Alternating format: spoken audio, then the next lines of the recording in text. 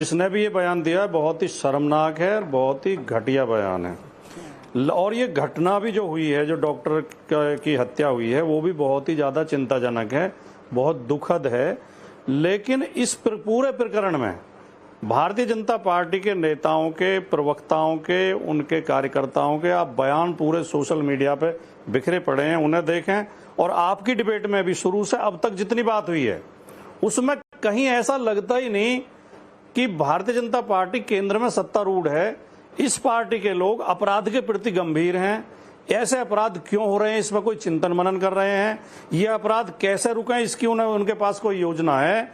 उनका पूरा दिमाग, पूरी बुद्धि, पूरी ताकत विपक्ष को बदनाम करने में लगी हुई है। उन्हें विपक्ष के नेताओं पर हमला करना है। उन्हें इस बात से कोई परवाह नहीं है कि कितनी गंभीर घटना हुई है। घटना हुई, डॉक्टर की हत्या हुई, अपराधी को कोलकाता पुलिस ने अरेस्ट कर लिया। भारतीय जनता पार्टी के लोग कह रहे हैं इसमें कई लोग शामिल हैं, इसमें कई लोग शामिल हैं। अब एक सप्ताह से तो सीबीआई के पास जांच है। सीबीआई भी तो अभी उस एक ही व्यक्ति को गिरफ्तार जो पुलिस ने कर लिया था पहले ही, वही उपलब्धि, उससे आगे तो सीबीआई नहीं बढ़ पाई। जो प्रोटेस्ट हुआ, अस्पताल के अंदर तोड़फोड़ हुई, उसमें दोनों पार्टियां एक दूसरे पर आरोप लगा रही हैं। टीएमसी कह रही है कि बीजेपी के गुंडे थे, बीजेपी कह रही है टीएमसी के गुंडे थे। लेकिन कोलकाता पुलिस ने उनके फोटो जारी किए, उनके वीडियो जारी किए, उनमें उसमें गंभीर है पुलिस। ममता जी भी कह रही है, ममता जी ने लगातार बयान दिया है। तो हमें इन छोटी बातों में न पड़ के ये छोटी बातें चाहिए। राजकुमार भाटी जी, ये छोटी बातें हैं। तेवर और भाषा दोनों बदले हुए हैं, क्योंकि तो सवाल है इंडिया गठबंधन का ना, किसको बड़ी माने, किसको छोटी माने। नहीं, सवाल मैं पूछ रही हूँ नाविका जी। नहीं, आप अगर बेटी की हत्या से ज्यादा, मैं जवाब दे रहा हूं, मैं जो बेटी की हत्या हुई है और बेटियों के साथ रोज निर्मम घटनाएं हो रही हैं, मैं उन्हें बड़ी घटनाएं मान रहा हूं। अगर आप बीजेपी के आरोप प्रत्यारोप को बड़ा मान रही हैं तो ये आपकी अपनी मर्जी है। मैं तो ये ना छोटी बात, सब सही है, छोटी घटना, बड़ी घटना, अब इंडिया गठबंधन तय करेगी कौन सी घटना बड़ी है, कौन सी छोटी है। क्योंकि सुप्रीम कोर्ट स्वतः जब नोटिस लेता है तो बड़ी घटना नहीं है, बड़ी घटना ही नहीं। पैनल क्योंकि 4 वर्सेस 1 है तो मुझे एडिक्वेट टाइम भी मिले। राजकुमार भाटी, वो सही मैम, मैं 20-30 सेकंड में अपनी बात कर दूंगा। वैसे 4 वर्सेस 1 पैनल है। नाविका जी, आप क्यों हैरान हैं? ये तो बॉयज विल बी बॉयज वाली पार्टी के नेता है। अरे छोटी छोटी गलतियां हो जाती है, लड़कों से क्या लटकाना है। गायत्री प्रजापति कन्विक्ट हुए तो उसके साथ खड़े हो गए थे अखिलेश यादव, कहा कि अन्याय हुआ है उनके साथ।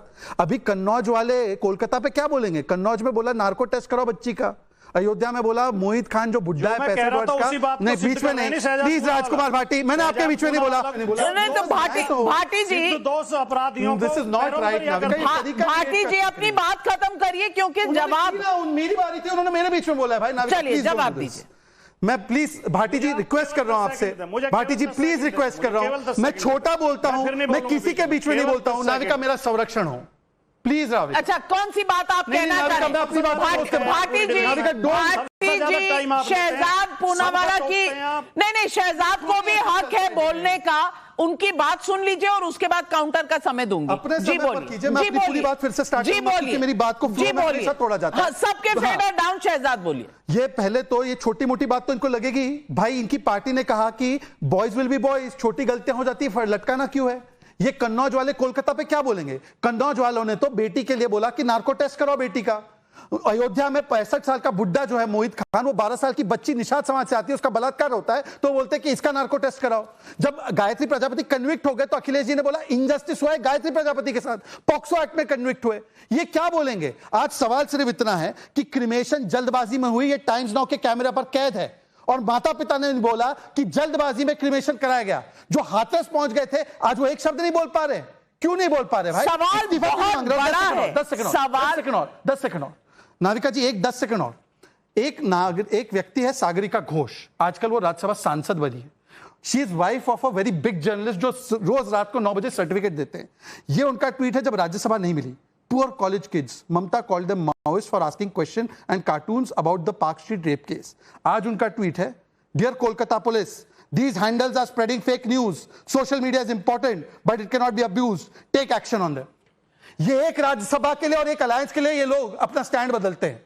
बोलिए क्या स्टैंड लिया आपने मोहित खान पे? सवाल इतना सा ही है कि जल्दी क्या थी क्रिमेशन की। और राजकुमार भाटी जी, सवाल यही है जो आपको छोटा लग रहा है, लेकिन सवाल बहुत बड़ा है। आप कह रहे हैं हफ्ते भर से मैटर सीबीआई के पास है, हफ्ते भर से मैटर सीबीआई के पास है, लेकिन उससे पहले प्रदर्शनकारी वहां जाकर हार्ड ड्राइव्स डिस्ट्रॉय कर चुके हैं, कंस्ट्रक्शन एक्टिविटी हो चुकी है, प्रोटेस्टर्स पर लाठियां चल चुकी हैं, और उस लड़की के साथ जो हुआ, पहले सुसाइड बताया गया, बाद में डेथ, और क्रिमेशन ग्राउंड पे जल्दी जल्दी क्रिमेशन कराई गई। और वहां क्रिमेशन ग्राउंड के जो लोग हैं वो बता रहे हैं कि पुलिस ने कहा जल्दी जलाओ, जल्दी जलाओ। आपको इसमें कुछ भी ऐसा नहीं लग रहा जो गलत हो?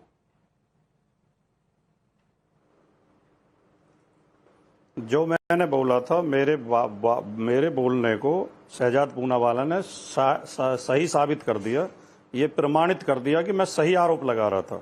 मेरा आरोप ये था, भारतीय जनता पार्टी के लोग अपराध के प्रति गंभीर नहीं है, ये केवल विपक्ष को बदनाम करने की राजनीति पे पूरी ऊर्जा अपनी खर्च करते हैं। शहजाद पूनावाला ने अपने पूरे वक्तव्य में समाजवादी पार्टी के ऊपर आरोप लगाए, तरह तरह की बातें की। अब मैं शहजाद पूनावाला से पूछना चाहता हूं, वो कौन सी पार्टी है जिसने एक रेपिस्ट चिन्मयानंद के खिलाफ मुकदमा वापस लेने की कोशिश की थी? मैं बताता हूं। वो भारतीय जनता पार्टी है। वो कौन सी पार्टी है जो राम रहीम को और आसाराम को बार बार रिहा करती है जेल से, कभी पैरोल देती है, कभी फरलो देती है? जो सिद्ध तो बीच में क्यों बोल रहे हो? अब भाई साहब, आप मेरे बीच में बोले लगातार, मैं फिर भी आपके बीच में नहीं बोल रहा हूं स्टूडियो में बैठकर। भाटी जी, आपको अगर अन्याय करना है डिबेट में तो मैं यहां पर बैठकर बहुत कर सकता हूं। मैं आपका सम्मान करता हूं, इसका मतलब ये नहीं कि आप मेरी अनुशासन को मेरी कमजोरी समझेंगे। ये मत कीजिए भाटी जी। और आपको सुनना है ना, आपसे सवाल पूछे, मैं सवाल का जवाब देता हूं। भाई साहब, गायत्री प्रजापति कन्विक्ट हो गया, उसके बाद आपके अखिलेश यादव ने उनको डिफेंड किया। बीच में मत बोलिए, अब बात सुन लीजिए। मेरी बात आप हमसे अलग है ना, आप हमसे अलग है। भाई भाटी जी, देखिए आप तो अनुराग भदौरिया जैसा व्यवहार कर रहे हैं आज।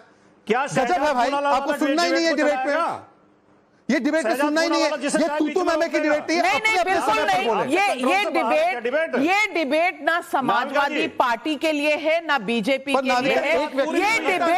ये डिबेट माफ कीजिएगा, महिलाओं के मुद्दे के ऊपर है। और इस पर अगर हम मुद्दे पर अगर वापस लौट आए तो मैं मुद्दा दोबारा उठाना चाहती हूं। और तहसीन पूनावाला जी, मुद्दा जो आज उठ रहा है, क्योंकि पब्लिक पूछ रही है सवाल, जूही का बेंगलुरु से सवाल है। मैं तो कॉल सेंटर में नौकरी करती हूं, मेरी ड्यूटी होती ही रात में है, क्या ममता जी के एडवाइजर की मानूं तो नौकरी छोड़ दूं? ये इस तरह के सवाल आज महिलाएं पूछ रही हैं। अगर बंगाल में कोई बेटी कॉल सेंटर में काम करती हो तो आज वो नौकरी छोड़ दे, क्योंकि ममता सरकार उसे सुरक्षा प्रदान नहीं कर सकती। यही माना जाए।